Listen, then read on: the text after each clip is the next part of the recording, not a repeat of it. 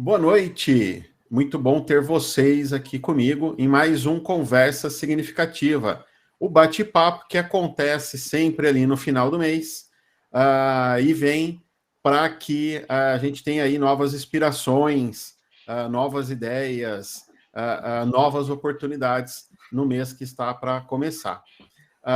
Estamos aí no terceiro, é o segundo mês do ano, estamos no terceiro Conversa Significativa. Esse mês aqui aconteceram dois. Daqui a pouco os dois vão estar lá no canal do YouTube.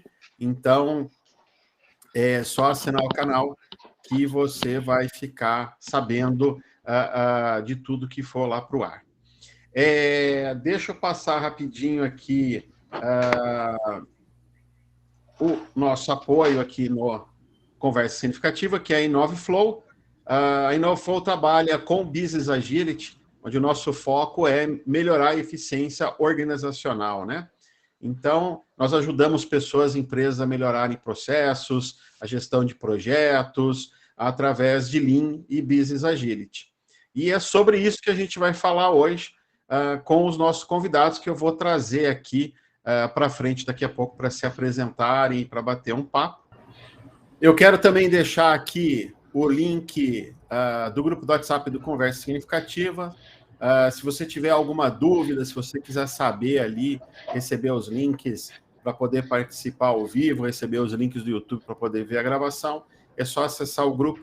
Normalmente o pessoal que está aqui participando, eu convido lá para o grupo também, então se tiver perguntas, é uma maneira de acessar todo esse conhecimento aqui e trocar ideias. Não existe pergunta certa, não existe pergunta errada. A ideia é que nós possamos fazer uma troca e aprender com esta troca.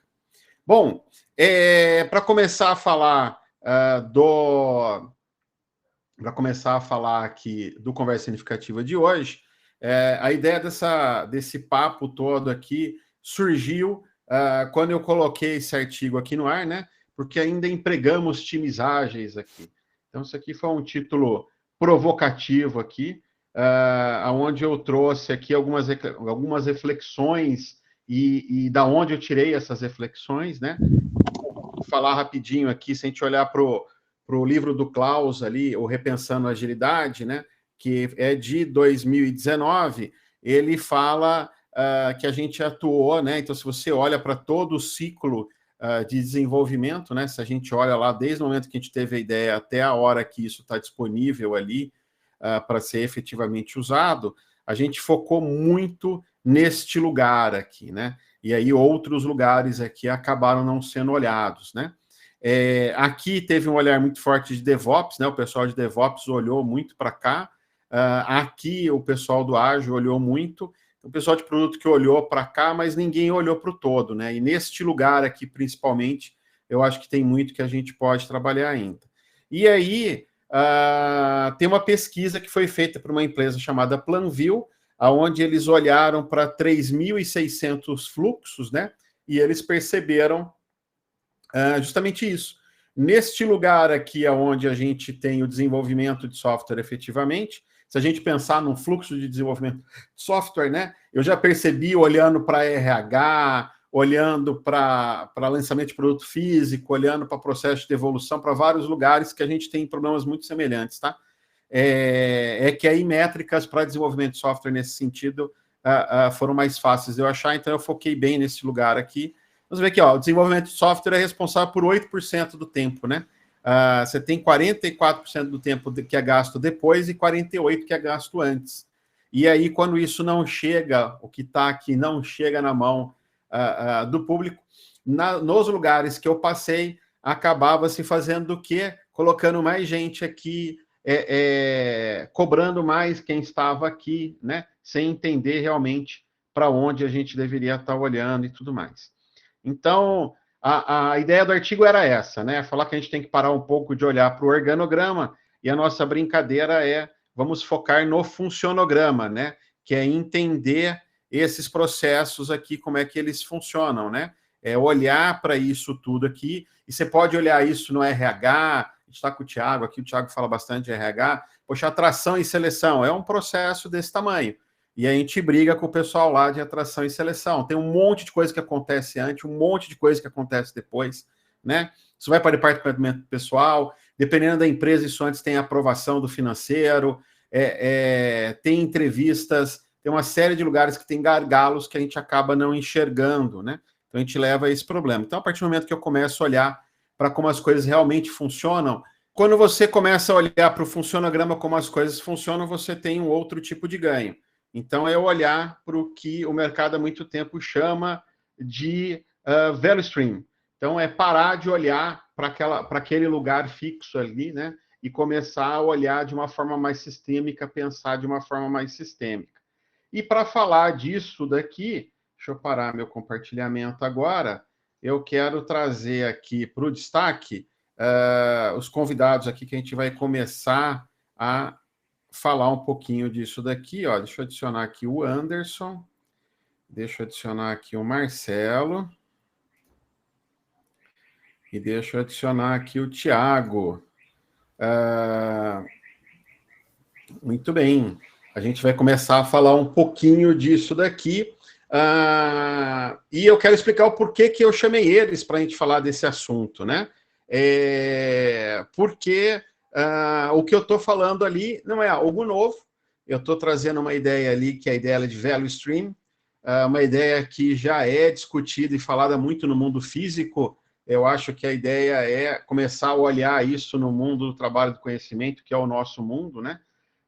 Enquanto os times ágeis estão ali muito focados ali, times, né? Um olhar para time e tudo mais. Acho que está na hora de a gente começar a olhar de uma forma mais sistêmica. Ideia que não é minha, ideia que é uma ideia bastante antiga. E para falar dessa história toda de value stream e tudo mais, o Anderson, que é um amigo, que veio aqui para falar um pouquinho dessa visão de value stream aí com o olhar do Lean, né? O Lean fala disso, o toyotismo fala disso faz muito tempo, né? O Lean trouxe isso aqui para a gente, para o Ocidente. A ideia de value stream. A gente tem aqui o Marcelo Paiva, que eu estou conhecendo agora e estou muito feliz aí com o fato dele estar aqui. Obrigado, Marcelo, ter topado estar aqui. Então, ele veio trazer aqui um olhar do SAFe, né, para isso tudo. Uma das dores que a gente tem ali na parte de release ali, que demora tanto daquele jeito ali, né, tem a ver com uma coisa que eu acho que o SAFe fala bastante, que são as dependências, né, lidar com as dependências e tudo mais. Isso faz parte do que as pesquisas mostram, que faz com que pós o desenvolvimento ali, você tenha tanta dor aí na hora de colocar no ar. E o Thiago Brent, que também fala de SAFe, mas está aqui hoje para falar de Anfix.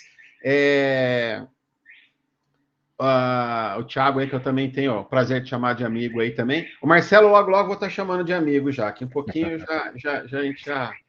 a gente se conhece um pouquinho mais aí. A gente vai ter grandes trocas aí, eu tenho certeza também. Thiago, Gonzaga, Marcelo, sejam bem-vindos. É muito bom tê-los aqui. E é isso, vamos começar a falar um pouquinho deste lugar. E aí, aqui é provocação, aqui é conversa aberta, discordo, concordo, não tem certo, não tem errado. Certo, senhor Anderson? Anderson que é um estudioso aí de complexidade, de futurologia, o homem que já sabe tudo que vai acontecer no futuro, já está nesse lugar já, né, Gonzaga? Só para provocá-lo um pouquinho, ele está fazendo uns cursos aí de futurologia. Não tem certo, não tem errado na complexidade, né? Tem a melhor visão que eu posso ter neste momento, né? Eu acho que ali atrás, aquela visão de olhar para aqueles times ágeis fez bastante sentido. Eu acho que...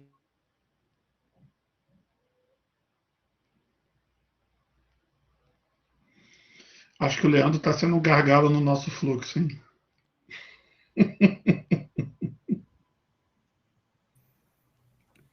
Isso é interessante, que já mostra um pouco daquela imagem, né? Que um nozinho ali do fluxo que trava, já trava tudo. Trava tudo. E para quem está vendo a gravação, eu estou com um problema de internet, vocês vão ver uns cortes estranhos aqui, não vai ter jeito, não. Mas vamos que vamos. É isso. Antes que eu caia de novo, pedir a opinião de vocês, assim. Eu vou colocar, se você está vendo a gravação, o artigo está aí na descrição, tá? Para quem está ao vivo aqui, eu vou deixar o link ali. Então, tudo aquilo que eu mostrei aí está disponível aí para vocês. E é isso. Começar contigo, então, Gonzaga, assim, na ordem que está aparecendo na tela aqui para mim. Queria que você falasse rapidinho aí de ti, se isso faz sentido para ti e como, né? E aí, eu acho que hoje, trazendo essa perspectiva do Lean, se eu cair, eu já vou deixar um combinado aqui. Aí depois, na ordem aqui, Marcelo, você está na sequência aqui. Se você quiser falar um pouquinho disso para mim, também, se você concorda, discorda, tá? E um olhar do Safe para isso daqui, né?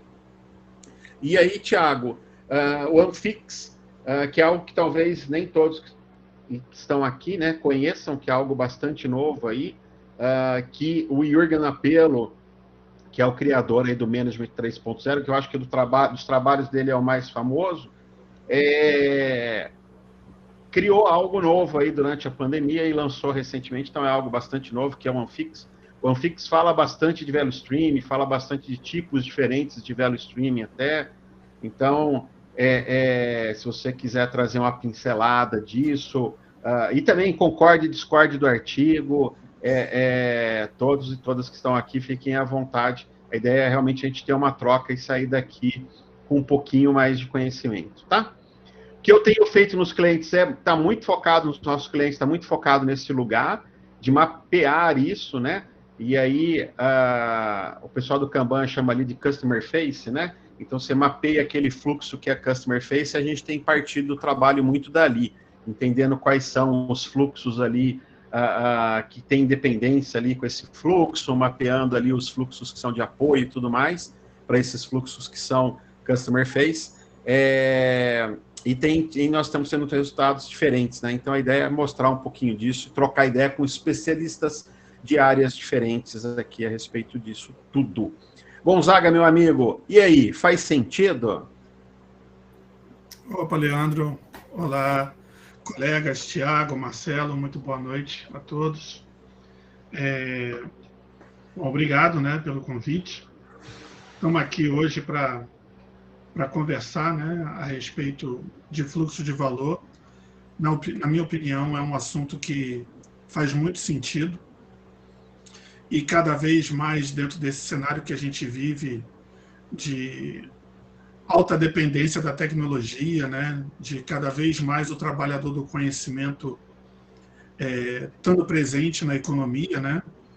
Eu percebo que falar de fluxo de valor é algo extremamente relevante, né? Porque a ideia do fluxo de valor é justamente a gente perceber dentro de um processo produtivo como o valor flui, né? O valor sobre a ótica do cliente, onde o cliente entende aquilo que está sendo construído, que entrega valor para ele, resolve, né, uma necessidade dele de alguma maneira.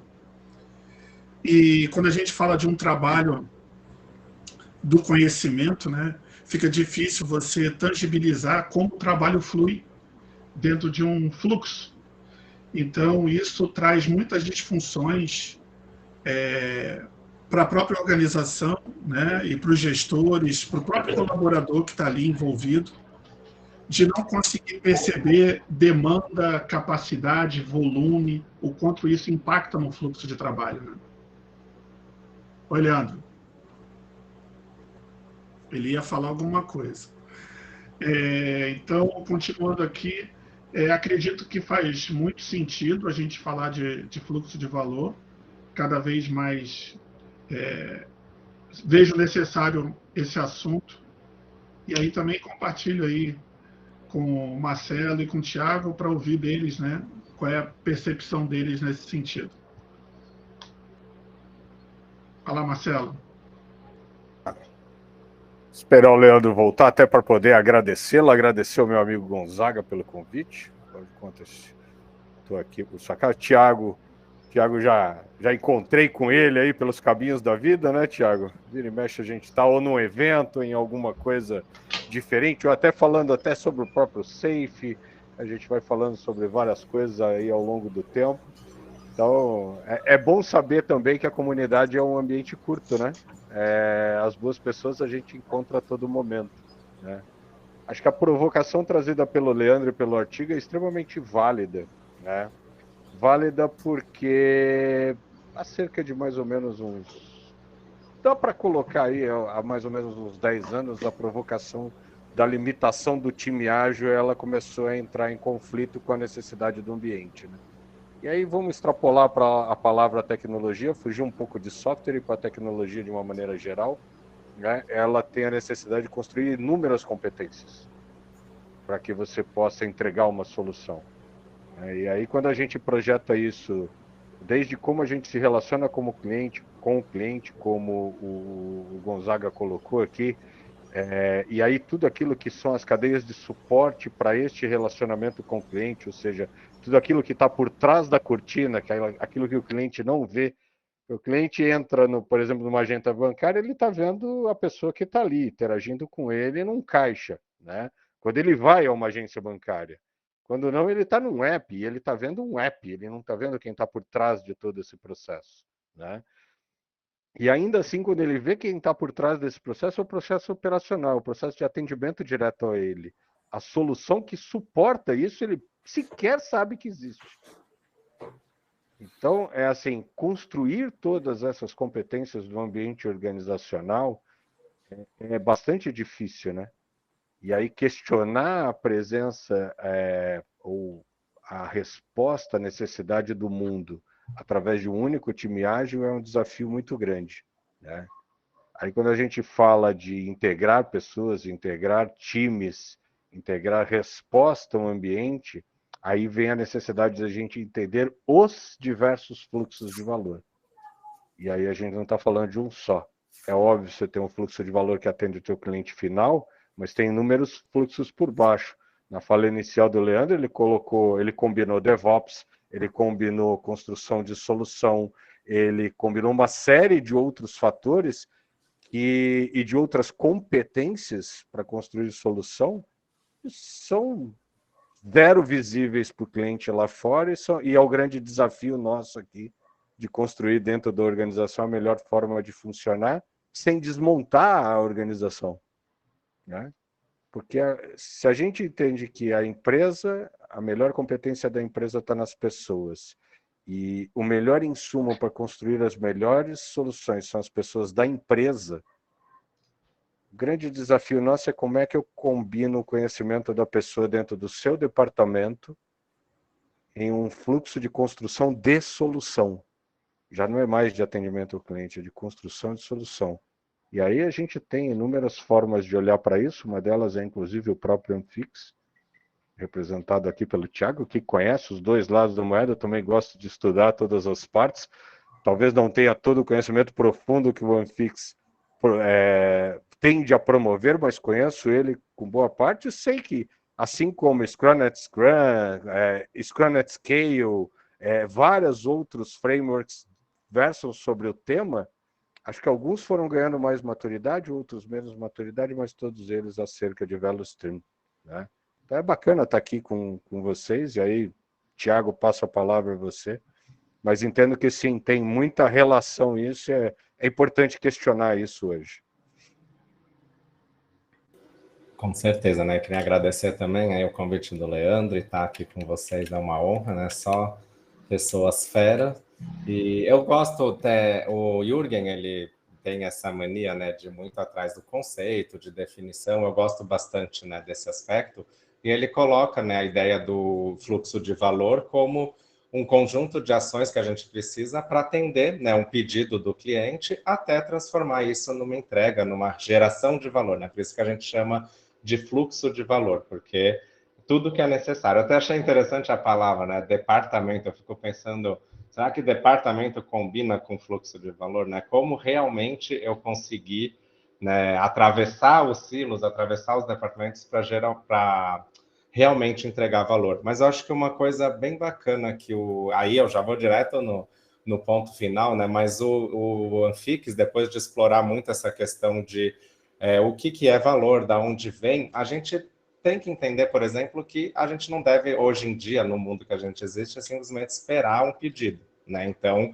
uma correção que a gente faria é, em vez de ficar esperando um pedido, a gente tem que fazer o quê? Descobrir algo que o cliente precisa realizar. Isso pode ser um sinal, né? Às vezes você pode descobrir observando, né? Você não precisa necessariamente que alguém peça, até que você entregue uma experiência realizada, né? Então, o OneFix, ele faz essa correção, né? Em vez de ser um pedido até uma entrega de valor, ele vai desde um sinal de um trabalho a ser feito, a gente combina o jobs to be done como uma possibilidade aqui para o fluxo de valor, até isso se tornar uma experiência. E a ideia, né, em vez de simplesmente melhorar o tempo de valorização, né, encurtar isso, a entrega, a gente também, na verdade, prefere pensar em melhorar a experiência, otimizando o fluxo de valor. Então, acho que essa é a principal adição, né, que o OneFix traz quando a gente fala de fluxo de valor. E também um pouquinho separar, né, a ideia de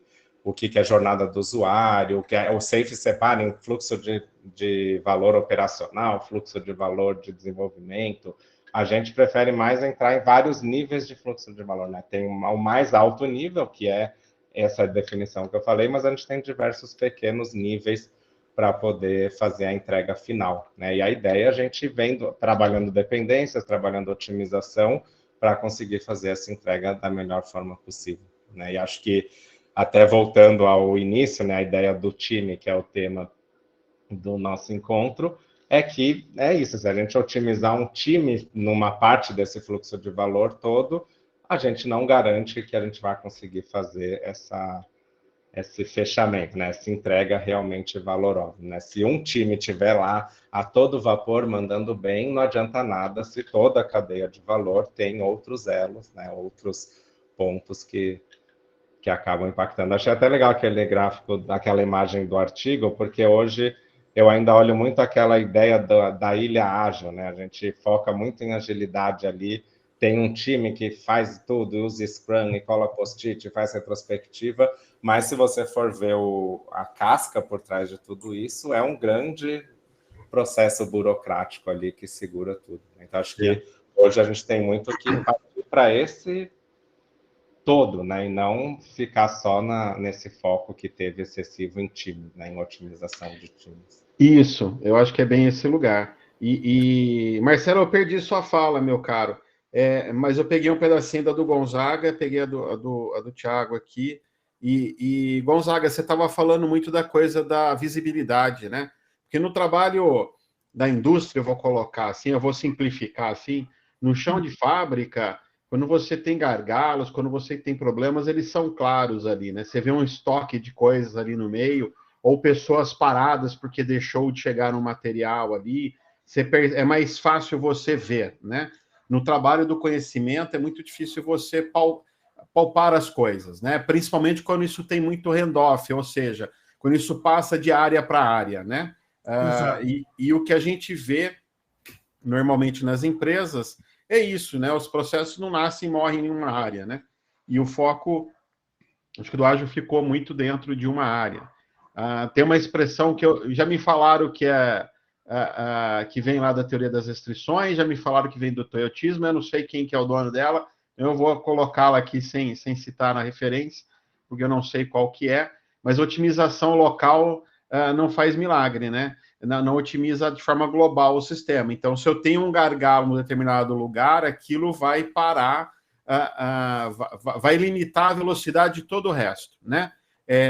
Todo o resto vai ficar com a velocidade parada ali, não é parada, mas vai girar tudo na mesma velocidade daquele lugar que tem a menor velocidade, né?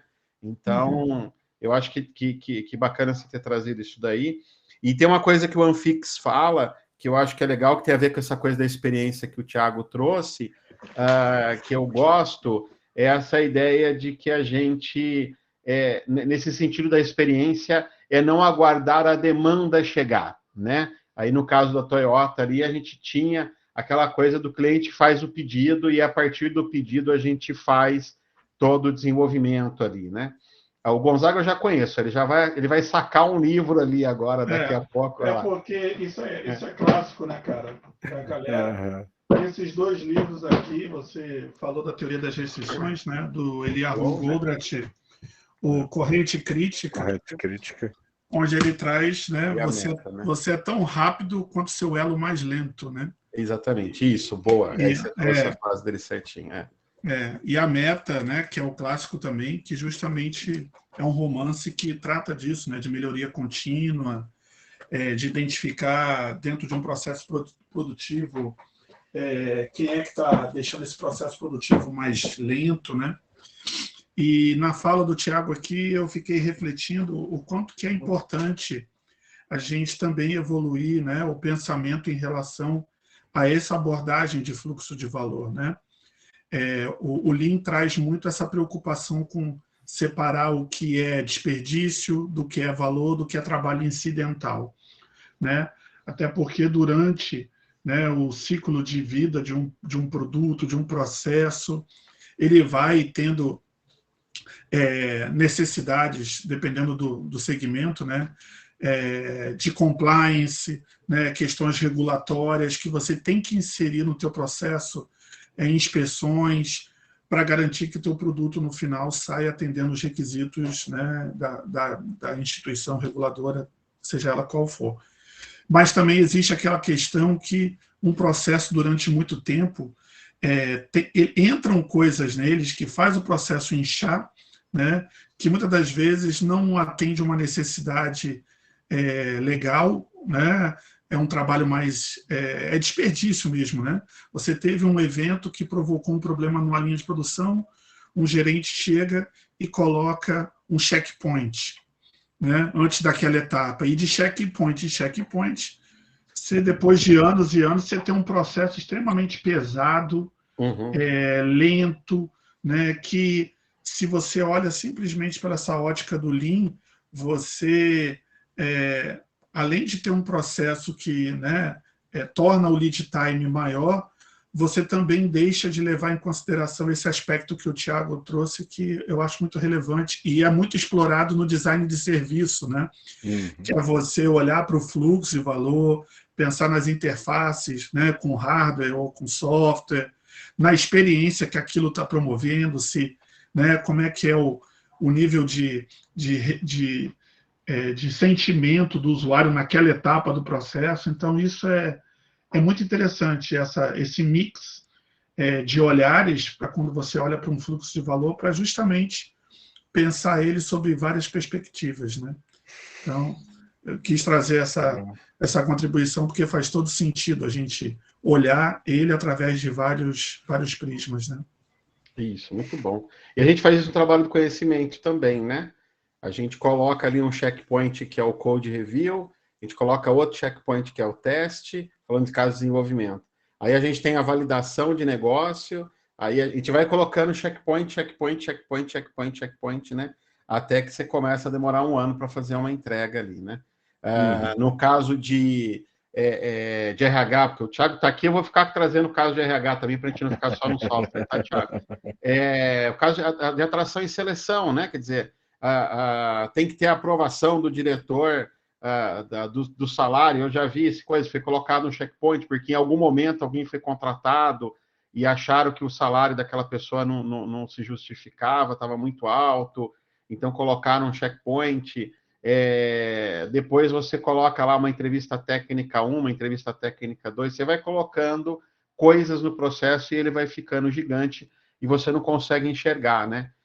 O que precisa fazer? Contrata mais pessoas ali para trabalhar em atração, seleção, cobra destas pessoas que elas trabalhem 110%, né? Como se você resolver um pedacinho ali só, acelerar um elo da corrente só, fosse trazer esse resultado todo, né? Então, essa necessidade de olhar para o todo. E aí, Marcelo? Só para eu fechar aqui. Então, eu acho que o Anfix ele acrescenta nessa história do Lean essa coisa da experiência, né, Thiago? Eu acho que ele traz essa pegada da experiência, nesse sentido de que eu não vou esperar uma demanda do cliente, eu vou tentar antever isso, eu vou tentar melhorar a experiência do usuário. Eu acho que o Jürgen no Anfix ali, ele tentou trazer isso, acrescentar isso, né? Tem um ponto, até um exemplo que eu acho bem curioso, mas aconteceu esse fim de semana eu conversando com os amigos meus, mas quando eu mudei o nome da minha empresa, uns 2 anos atrás, Eu liguei nos bancos, né? Primeiro eu liguei no Nubank, né? Em 5 minutos a mulher fez um cheque lá na Receita Federal, já veio o novo nome e mudou, né? No Inter, liguei lá no Bankline, entrei e tal, 15 minutinhos mudou. Quando eu fui para o Itaú, a mulher tive que ligar na central de atendimento e eles me pediram um contrato social da empresa, o cartão do CNPJ atualizado, um monte de documento. Aí eu falei assim, mas por que eles precisam de tudo isso? Né? Eu estava conversando com um amigo meu no bar esse fim de semana, e ele falou assim, nossa, igual a gente, quando muda o contrato da empresa, ele é do setor de plano de saúde, a gente tem que pedir o adendo, não sei o que, não sei o que lá. Eu falei assim, não, legal, mas será que a Anvisa pede isso? Ele falou, não, Thiago, a Anvisa não está nem aí. Assim, então, por que a gente tem tanto trampo em pegar o documento? Eu tive que mandar por e-mail, não sei nem onde foi chegar, então tive que soletrar o nome da empresa no telefone, né? Coisas que não faz mais sentido. E às vezes é só o fato da gente. Eu não reclamei, eu não fiz um pedido, ninguém, né? Só que se alguém não estivesse observando isso, é facilmente perceptível, né? Que a gente tem uma oportunidade e uma oportunidade gigante de melhoria, né? Que é uma coisa que a gente faz uma mexida pontual, uma coisa que pode dar um trabalho imediato, mas que no futuro, a médio e longo prazo, é uma economia quase mensurável nesse ponto, né? Então, é ficar observando esses pontos onde realmente... Porque o time que faz tudo isso pode ser incrível, pode ter os checkpoints certos, o code review. Não era o caso, mas pode ser um time excelente. Só que é desesperador você ver empresas que só colocam todo o projeto mínimo desse tamanho, milhares de horas on, né? Porque precisa segurar todo o processo, sendo que boa parte é desnecessária. Então, muito bem. E aí, Marcelo, o que você nos conta a respeito disso aí? Qual que é o olhar? Tem uma coisa de VeloStream no Safe que o Thiago que me atentou tempos atrás. É porque o Thiago também olha para o Safe também, né? E ele me lembrou disso tempos atrás aí. O Safe fala de VeloStream também, o Safe olha para o VeloStream, e o Safe fala de uma coisa que é a questão da receita, né? Você financiar o VeloStream, né? Você não financia os times, você financia o VeloStream ali, né?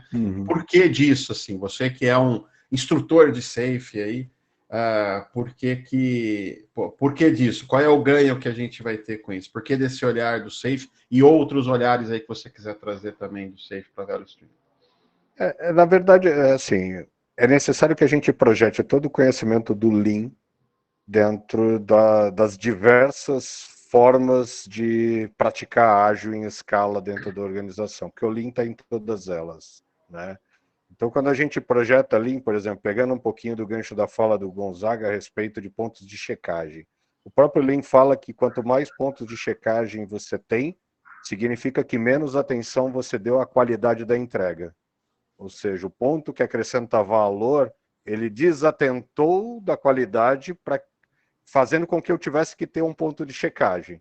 Então, ao invés de eu trabalhar melhorando a qualidade, eu trabalhei aumentando o número de checagem. Esse custo é mais alto e não acrescenta valor. Por que financiamento de VeloStream?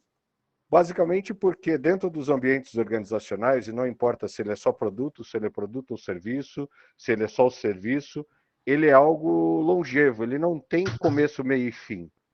Uma empresa que vive de produzir produtos, ela produz produtos a vida inteira. Uma empresa que presta serviço, ela presta serviço a vida inteira. Aquele fluxo de valor, ele não morre, a menos que ou a empresa tome a decisão de terminar aquela entrega de produto ou serviço, substituir por uma outra, ou até mesmo fechar as portas. Então, por que financiar fluxo de valor? Porque é ele que mantém o negócio da empresa vivo. E quando a gente discute financiamento de fluxo de valor, a gente não está discutindo por um longo prazo. Por mais que a gente determine um orçamento para 1 ano, 2 anos ou 3 anos, é necessário que eu faça uma revisão periódica disso. Pelo menos semestral. Para quê? Para poder adequar. Por exemplo, se hoje eu estou trabalhando num fluxo de valor e estou colocando 10 bilhões naquele fluxo de valor, para que ele evolua, para que ele crie novas soluções, para que ele se digitalize na linha do tempo, não significa que ele vai ter 10 bilhões a vida toda. Em algum momento esse investimento vai diminuir e vai nos dar a oportunidade de passar para outro lugar, né? Outra coisa é a gente observar o fluxo de valor sob o ponto de vista do Lean Startup e imaginar que eu vou financiar, por exemplo, uma determinada solução ou um determinado desafio a ser vencido com R$1 bilhão, mas não vou aceitar gastar R$1 bilhão para testar se aquilo funciona. E aí é por isso trazer, de repente, o conceito de MVP para dentro do seu fluxo de valor e aceitar perder 500 mil para provar a hipótese ao invés de perder R$1 bilhão. Então, é também o uso consciente, o uso lean do dinheiro, né? Isso. Investir 500 mil, não em perder 500 mil, né? Eu vou investir 500 mil para descobrir se vale a pena eu gastar um Perfeito, né? Perfeito. Mas é o risco que eu aceito correr. Eu aceito perder 500 mil, mas sem ter que gastar R$1 bilhão, porque todo o restante da capacidade de investimento eu levo para outra coisa. Se necessário. Com 500 mil eu descobri que não vale a pena eu gastar R$1 bilhão, eu fiz uma baita de uma economia, né? Exatamente, exatamente. Muito bom. Então, a discussão do orçamento, até o orçamento nesse sentido, é discutir essa questão orçamentária desta forma, né? O Safe 6, por exemplo, ele evoluiu bastante na adoção do fluxo de valor, investiu fortemente nisso quando a gente fala de Business Agility, olhando para a cadeia de valor do Business Agility, que começa com um senso de oportunidade na ponta e começa lá na frente, não com uma entrega de valor, mas com a possibilidade de aprender e adaptar o valor obtido inicialmente, porque isso não morre, não é uma cadeia com começo, meio e fim. Ela tem começo, tem meio, e o fim, se a empresa viver bem, jamais vai existir. Ele é aprendizado contínuo, é adaptação contínua. Esse é o principal em administração, ponto. A gente aprende, né, que as empresas são desenhadas para viver para sempre, né? Exato. Elas precisam se reinventar no meio do caminho, mas isso também faz parte do processo dela. Deixa eu te fazer uma provocação, então, Marcelo. Isso é uma provocação. Eu não achei ninguém que topasse testar isso comigo ainda, assim. Mas dado essa ideia de que a gente tem que financiar o value stream e não as áreas, tem uma coisa que eu queria, e é teste mesmo, eu não fiz para testar, né? Mas eu fico pensando se não seria interessante a gente colocar o OKR na value stream, sabe? Pensar nos OKRs com value stream, assim. Eu não vi ninguém que faz isso, já vi que o Thiago ficou todo ali, ó. Hoje para o Safe isso é importante, tá, Leandro? É tão importante que até destacado como ferramenta de apoio, como caixa, como toolbox do próprio Safe. No Safe está dizendo para colocar o OKR no value stream, é isso? Literalmente? Tá, ele usa ele como o principal ponto de partida para a definição de tema estratégico. O tema estratégico é o similar ao OKR estratégico. Tá. E quando a gente entra no Safe, obviamente ele não coloca isso de maneira clara, mas ele coloca isso de uma forma, de certa forma, velada. Quando a gente desce nos artefatos dentro do Safe, o OKR estratégico ele está sendo desdobrado em tático e operacional. É que ele não fica claro em cada uma das value streams, desde a value stream de Business Agility para de portfólio, para de arte, que é como o Safe chama o nível tático, para o nível operacional, que é o nível de histórias e times. E eu já aprendi uma. Então eu não tô tão louco, ó. Tem mais gente olhando para isso dessa forma, mas está discreto ali, né? Não está uma coisa explícita, né? Fica explícito só no nível de portfólio quando a gente olha para tema estratégico. Lá ele claramente diz que é para definir através do uso de OKRs. Inclusive tem sido os workshops mais frequentes recentemente nessa discussão de portfólio. Diga. Uma coisa que me chamou a atenção quando eu comecei a estudar o Safe foi essa coisa que ele traz do fluxo operacional e do fluxo de desenvolvimento, né? Porque o que ele procura entender é quais etapas do processo utilizam que produtos de software. Então, ele pega isso e encapsula, e você pode até ter produtos diferentes, e você procura trabalhar com esse fluxo que suporta um fluxo operacional, olhando para a entrega de solução de software, entendeu? Eu achei isso interessante quando eu vi, até porque a gente fala hoje de transformação digital, né? A gente vem falando, muitas empresas vêm buscando, eu vejo como uma forma interessante de você pensar a transformação digital. E aí, se você conjuga isso com o design de serviço, né, que foi a deixa que o Thiago trouxe, cara, é fantástico, né, porque tu vai entendendo o fluxo operacional, vê que soluções podem suportar cada etapa, pensa em tecnologias exponenciais, IA, IoT, né, como essas coisas se conectam com cada coisa dessa, encapsula isso e trabalha isso pensando no digital. Muito bom. Gostei. Vou dar uma. Precisamos falar mais disso. Quem sabe não dar uma outra conversa significativa isso daí, né? Deixa eu compartilhar uma outra coisa aqui, bem rapidinho, ó. O Kanban, ele fala ali de serviços, né? Ele não traz a coisa do value stream. Não estou dizendo que é um serviço no Kanban, é um value stream, nem nada, nem estou não dizendo. Só estou tentando fazer um olhar aqui, que eu quero puxar um assunto com o Thiago sobre o OneFix. Lá ele fala desses serviços que são customer face, né? Então aqui você tem aquela visão mesmo do value stream, né? Do cliente de uma ponta a outra ali, né? E aí ele fala que existem fluxos que são internos, né? Que sustentam isso daqui. Então você vai ver ali o comercial vende, a engenharia desenvolve, né? Depois tem entrega e coisa e tal. Seria uma ideia. E você tem os serviços que são compartilhados, né? Então, RH, finanças, coisa e tal, podem ser serviços compartilhados aqui para sustentar esses serviços internos aqui. O Anfix traz a ideia de alguns tipos de value stream, correto, Thiago? Então, ele traz a ideia ali de um value stream que eu achei muito interessante quando eu vi, que é a ideia do value stream temporário até, né, que eu vou construir ele. Aí eu acho que o mais comum seria pensar numa sala de guerra, né? É um exemplo de um value stream temporário. Ele traz alguns outros exemplos de value stream. Eu não sei se eu estou te colocando numa fogueira agora, se você sabe todos de cabeça, mas é essa ideia de que a gente tem tipos diferentes de value stream. Eu achei bastante interessante isso no Anfix. Você quer falar um pouquinho disso? Deixa eu pegar uma coisa aqui. Mas o tipo de value stream, na verdade, esse temporário que você falou que é uma sala de guerra, a gente trabalha mais a questão dos times, né? E aí, até aquele desenho que você mostrou, ele casaria bem com uma ideia do que o Anfix traz, que é aquele conceito do Team Topologies, mas para essa imagem. Por exemplo, aqueles shared services lá embaixo, eles têm que ser otimizados de uma forma a aliviar a dependência com quem está ali em cima, né? Então, tem uma série de coisas. Para value stream, é engraçado que você fala assim, né? Uma value stream que é...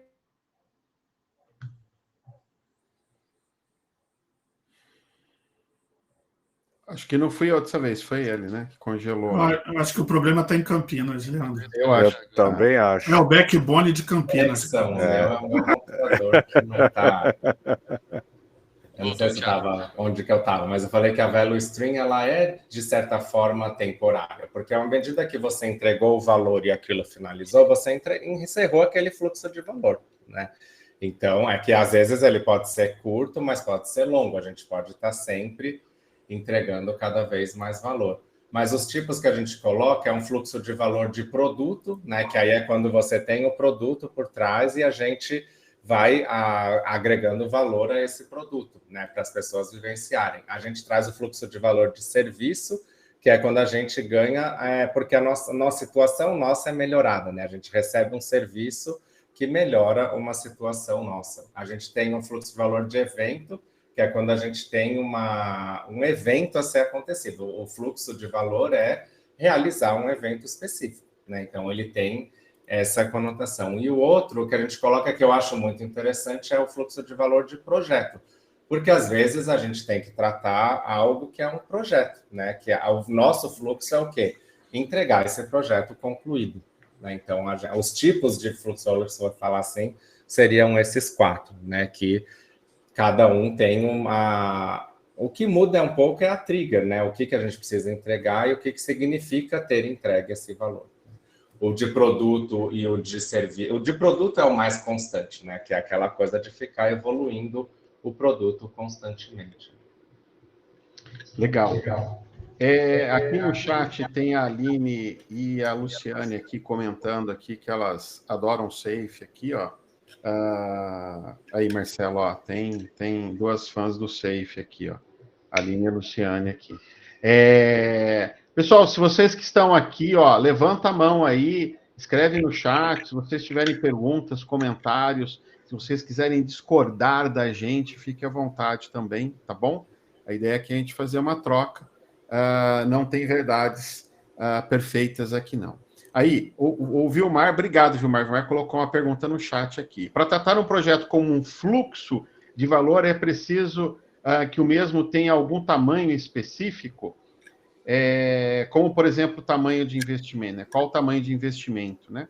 Vilmar, eu vou deixar todo mundo dar a sua opinião aqui sobre sua pergunta. Sua pergunta é interessante. Eu acho que para ele ser um fluxo de um projeto, segundo o PMI ali, ele tem começo, meio e fim, né? Então ele não seria necessariamente um fluxo de valor, tá?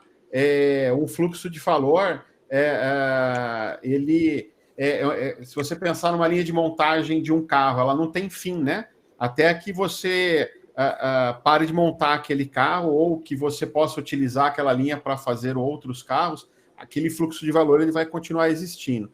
Então, se você pensar num produto digital, né, você tem um software digital ali, então a área de desenvolvimento ali, mas não pensar só no desenvolvimento, né? Você vai pensar tudo, entender quais são as necessidades do cliente, preparar isso, desenvolver, fazer documentação, treinar o suporte, fazer o marketing do módulo novo, até você colocar isso no ar, pensando num fluxo longo, né? Esse fluxo ele não tem fim, porque você acabou esse módulo, você vai refazer um outro módulo, você vai colocar um outro módulo, ele vai existir de forma perene ali, até que aquilo deixe de ter sentido. Se você tem algo que tem começo, meio e fim, na definição que eu entendo de um value stream, ele deixa de ser um value stream, tá? Ele falou da definição, mas só para eu ler aqui, para ficar claro para todo mundo. Um projeto é qualquer combinação de fluxos de valor que os leva de um estado de qualidade para outro. Então, é como se você tem lá os seus fluxos de valor, mas agora a gente vai atuar para elevar algum patamar de qualidade, para fazer algo que daí, isso por si só, o valor desse fluxo é elevar esse estado de qualidade.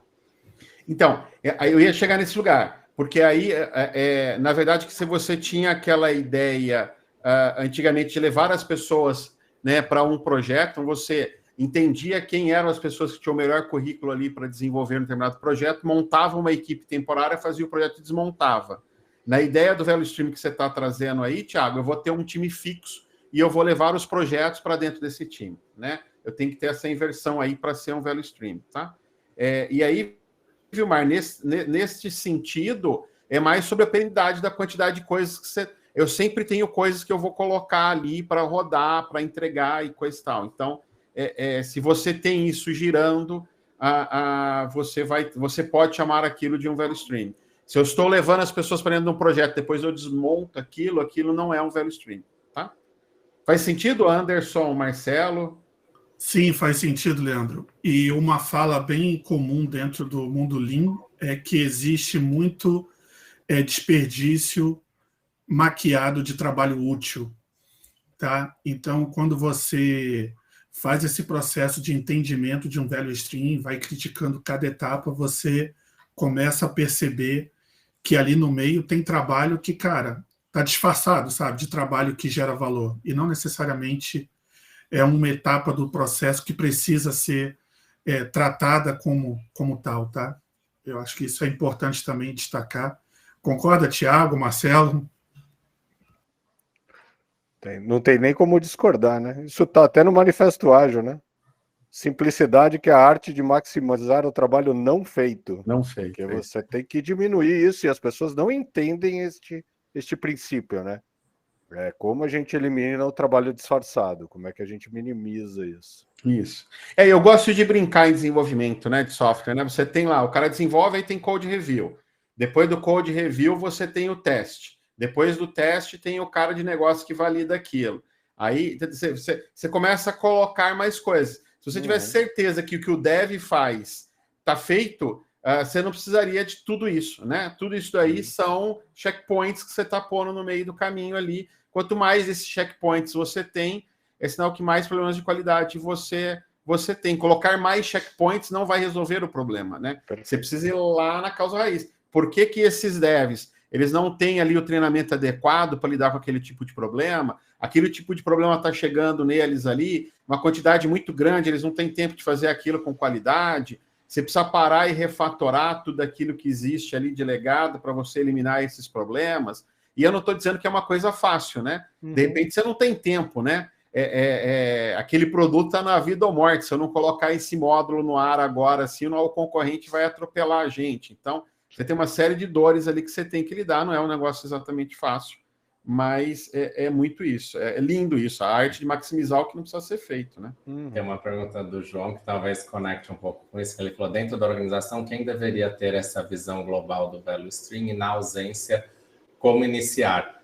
Eu acredito que tem que estar lá porque hoje fala muito de value stream owner, value stream manager, né? Mas é legal que a gente comece a organizar a empresa em torno de fluxos de valor, né? Inclusive, por exemplo, muitas implementações SAFe acabam não sendo tão otimizadas, não dando muito certo, porque a definição lá do fluxo de valor é feita no início, ou nem é feita, ou é feita de uma forma falha, né? Mas a gente precisa ter clareza e ter, porque o Leandro falou, né? O produto tem que ser lançado, senão a concorrência vai fazer antes que a gente. Mas quem realmente está olhando para fluxo de valor e que sabe o que é o seu fluxo de valor, essa não é uma preocupação para. Olha, tá vendo? Travou ele ali. Realmente a gente está aqui em Campinas. Isso é Campinas. Pode estar com algum problema aqui. Mas o que o Thiago colocou é até legal. Eu gostaria até de aproveitar ali, porque até o que o Thiago colocou, e de fato é um dos fatores de sucesso de implementações, e não vou colocar só na conta do SAFe, não. Acho que qualquer tipo de implementação leva bastante isso em conta, né? Primeiro que value stream é um negócio vivo. Se a gente estiver falando não do contato com o cliente, mas do suporte a esta cadeia de entrega de valor ao cliente, ela é viva. Por quê? Se a gente pegar a dimensão projeto, seja lá qualquer nome que a gente der, orientado a um novo resultado de negócio, isso vai exigir que novas soluções e novos pedaços de solução sejam discutidos. E cada um deles tem um fluxo de valor específico. Vou dar um exemplo que é real, acontecendo neste momento. Estamos trabalhando numa cadeia de valor operacional, cujas cadeias de desenvolvimento elas têm soluções distintas. Elas combinam soluções de mainframe com baixa plataforma e business intelligence. Os fluxos de valor são distintos, só que de alguma maneira a gente precisa organizar os fluxos de valor para que eu possa ter a possibilidade de tratar dependências, integrações, testes integrados, minimizar risco. Então, ou seja, eu tenho que ter um mapeamento de fluxo de valor específico para resolver esse problema, que daqui 3 meses, 6 meses, o desafio pode ser outro e o fluxo de valor seja diferente. Então, uma das competências que precisa ser desenvolvida dentro de qualquer organização, e não importa para qual modelo ela está seguindo, é a tratativa constante dos fluxos de valor de desenvolvimento de solução. E isso é constante. Isso não nasce hoje e fica eterno. Ele precisa ser revisitado a todo momento. Isso determina o sucesso do modelo de transformação. Não tem jeito. Muito bom. Até pegando nesse lugar que você trouxe aí, Marcelo, e a pergunta do João, conectando as coisas, né? A gente precisa ter esse olhar. Mas é um olhar, João, que não é uma fala que está no mainstream, assim, você não vê as pessoas falando muito disso. Então, a primeira coisa, eu acho que é trazer um estado de consciência para dentro da organização, tá? Então, são eventos como esse, são artigos como o que eu escrevi, e tanto os outros materiais que existem por aí, o SAFe tem material sobre isso, o Anfix tem material sobre isso, o Lean tem material sobre isso. Eu acho que é disseminar um pouco isso dentro da empresa, tá?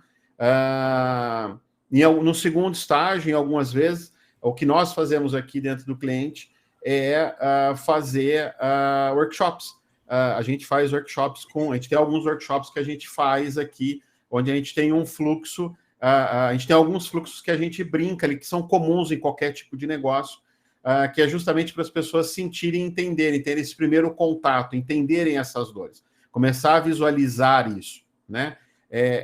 Eu acho que é por aí, é trazer um estado de consciência, tá? A partir do momento que tem um estado de consciência, aí fica mais fácil você discutir quem é que vai estar executando isso. E aí, como o Thiago falou, você vai ter ali o patrocinador, né? E você vai ter, dentro do fluxo ali, você vai ter o facilitador. Foi a tradução que a gente deu aqui, tá, Thiago? Você tem o owner ali e o manager, né? O Value Stream Manager, e você tem... nem pensando na diferenciação dos dois, mas alguém para defender, né, o fluxo de valor, Isso, porque lembra que a qualidade, só para terminar aquilo que eu comecei da sua fala, porque a qualidade hoje deveria ser inegociável, né? Então eu não deveria entregar algo sem qualidade só para ser mais rápido que a concorrência, porque eu vou ficar refém dessa decisão para o resto da minha vida, né? E é isso que é complicado, né? Que às vezes a gente toma uma decisão técnica agora, mas a gente nunca mais resolve. E se a gente atrasasse o lançamento, a gente teria uma otimização futura muito melhor, né? E aí a gente recupera esse tempo perdido na frente, mas não é comum. Mas a Aline trouxe uma coisa legal, né? Como podemos transformar o organograma para Value Stream? Eu gosto muito do workshop do SAFe sobre mapeamento de Value Stream, que começa nisso, mapeando, né, o fluxo operacional, quais são os sistemas que suportam, quais os times que trabalham nesses sistemas e como a gente otimiza esse desenho. O que eu acho que é o grande erro também que eu percebo é a parte financeira não acompanhar, né? Então, as pessoas são redistribuídas, mas por trás ainda tem o bom e velho centro de custo e a guerra de centro de custo, que no fim eu não gosto de redistribuir, tá, Thiago?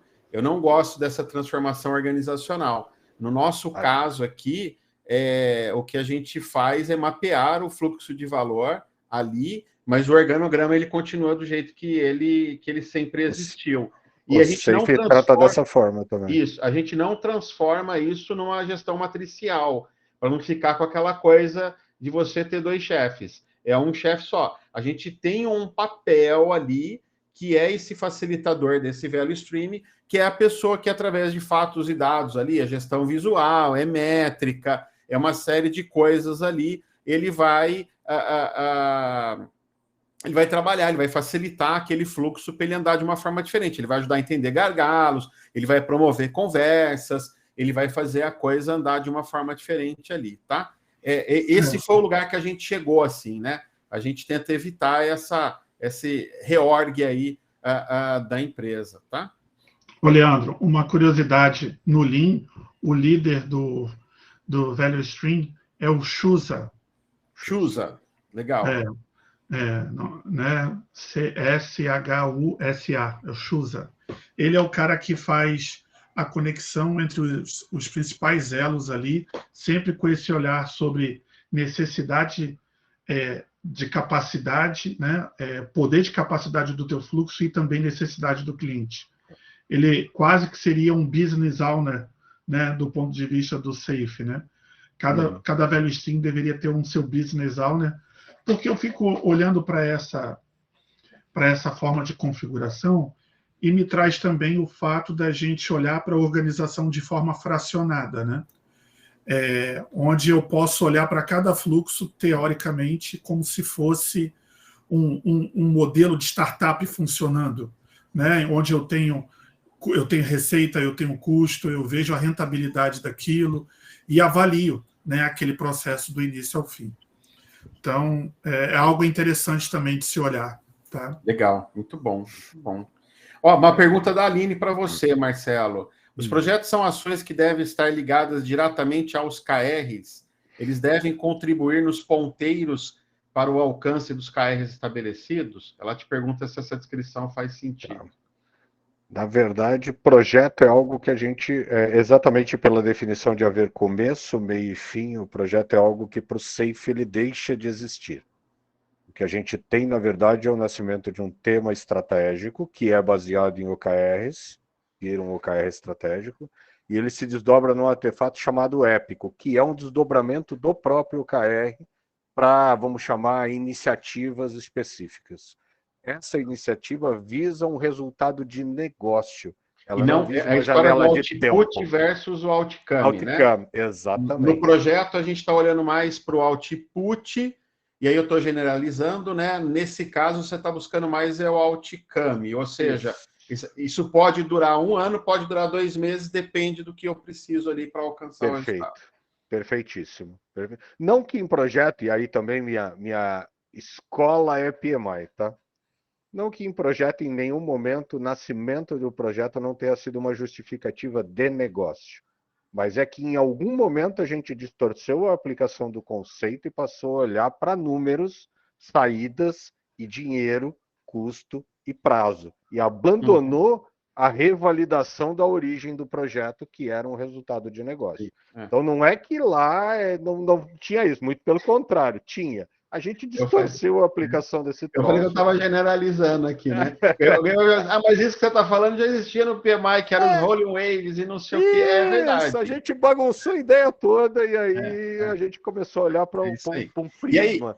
E aí eu trago uma coisa de vez em quando, assim, que eu não sei se vocês vão concordar, mas me parece que desde a década de 70 a gente está tentando resolver o mesmo problema, né? Parece que a gente não sai do lugar. Acho que o problema versa um pouco sobre essa questão do modelo de trabalho, né? Quando a gente fala de ter que fazer um reorg, algo está errado. Isso. Porque o reorg exige que você esteja na direção certa. Então é necessário a gente separar as coisas, design organizacional, do modelo operacional de entrega e evolução do negócio. O que o SAFe propõe é um segundo modelo de trabalho. Existe um modelo operacional que mantém a luz da empresa acesa. Ele foi desenvolvido por uma questão de eficiência, por uma questão de economicidade para manter a luz acesa. Eu não posso desmontar isso e falar, não, agora tudo é ágil, tudo é time ágil. Não. A construção do time ágil é uma conexão com esse modelo e não um desmontar do modelo. Senão é um tiro no pé. Até porque esse modelo, eu vou chamar de Spotify aqui, de squads, é um modelo extremamente caro, né? Se montado, porque você tem duplicidade de papéis, coisa que nesse modelo do organograma ele é mais enxuto financeiramente, né? E aí não precisa nem entrar em discussão, mas o Spotify não usa mais isso, não sei o que, mas tem muita gente falando de squads ainda por aí. Sim. A Aline está perguntando aqui, como podemos transformar o seu organograma em Velo Stream? Falamos disso, Aline, eu não acho que é legal transformar, tá? A gente chama aqui de funcionograma. Então, você tem o organograma e o funcionograma, tá bom? E aí eu tenho um chapéu lá, que não é um cargo de gestão, é um chapéu, alguém que trabalha como facilitador deste Velo Stream ali para fazer as coisas andarem.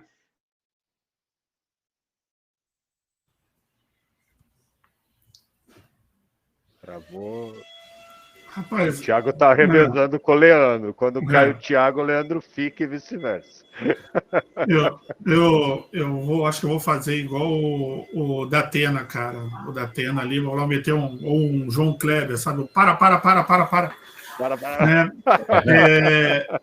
Tem uma coisa que eu fico pensando sobre a dificuldade, né? Pensando aqui no que o Leandro trouxe, que a gente está desde a década de 70 tentando resolver esse problema, e aí entra um outro aspecto, que é um aspecto social e uma relação de poder também, né? O silo, ele tem uma relevância política muito forte dentro de uma estrutura já consolidada. E se você, por mais que você perceba que trazer um modelo que vai tornar as coisas mais fluido, ele pode, de certa maneira, mexer com essa estrutura, você vai encontrar uma resistência velada aí, tá? Em querer fazer essa mudança. Na frente, vamos, tá todo mundo junto, mas na hora que a coisa começa, de fato, a funcionar e você vê que ali dentro aquele time se resolve, se organiza, e tanto o outro não é tão questionado, não é consultado, isso começa a trazer, na minha opinião, né, algumas barreiras que impactam o fluxo. Que aí entra a ideia de gestão de mudança, né? Forte, né? É isso aí. Só para terminar o que eu estava falando ali, então a gente entende o funcionograma da empresa como é que é e a gente promove alguém ali com o chapéu, não com o cargo, que é o Value Stream Manager ou como facilitador, né? A gente viu, Gonzaga, eu comecei a usar neste lugar aí para fazer isso uma matriz que é do Gino Terentin, que eu vi num treinamento dele, que ele faz impacto e motivação. Ele faz uma matriz de impacto e motivação, aí ele desenha, ele passa umas linhas lá, ele faz 9 caixas lá. Então, a gente pega normalmente alguém que está alto impacto, alta motivação e que tenha essa pegada de facilitar, porque a pessoa precisa saber conversar, precisa saber pedir, precisa saber ouvir, precisa entender essa coisa de gestão de mudança. Então, eu uso... Ele chama de 9 Box, eu não chamo de 9 Box, ou pelo menos eu vi ele chamando lá de 9 Box, eu chamo de matriz de impacto e motivação, porque você vai falar de 9 Box com o RH entende que é outra coisa, né? Então, eu gosto de entender quem é essa pessoa que vai facilitar. A gente olha ali. Mas eu não achei alguém que tem alto impacto e alta motivação que pode fazer esse trabalho de facilitação e coisa e tal. A gente tenta olhar o mais próximo possível ali deste lugar de alto impacto, alta motivação, trazer essa pessoa para ajudar a fazer isso, né? A Aline falando que o Gino é genial. O Gino, para mim, é uma referência em vários sentidos, assim.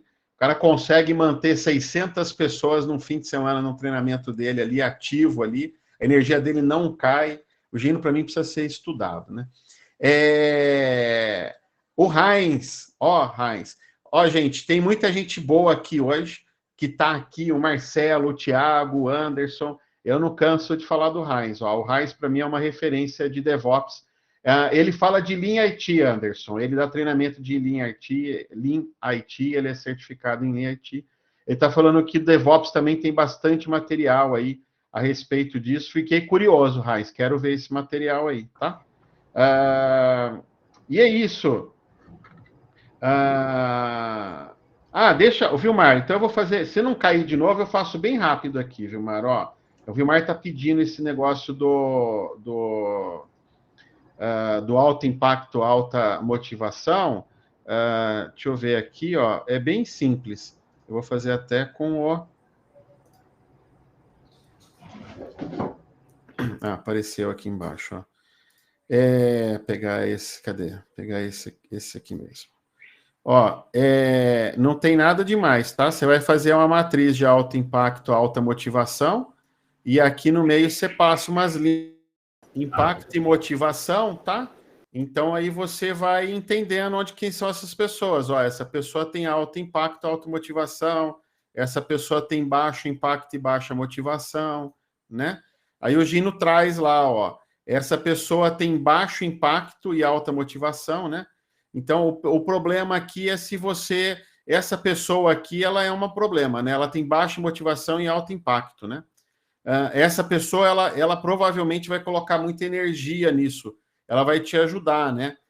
Então, ela pode propagar energia para essas pessoas que estão próximas aqui. Então, a hora que você faz o uso disso daqui, você consegue identificar isso, e não tem milagre, tá?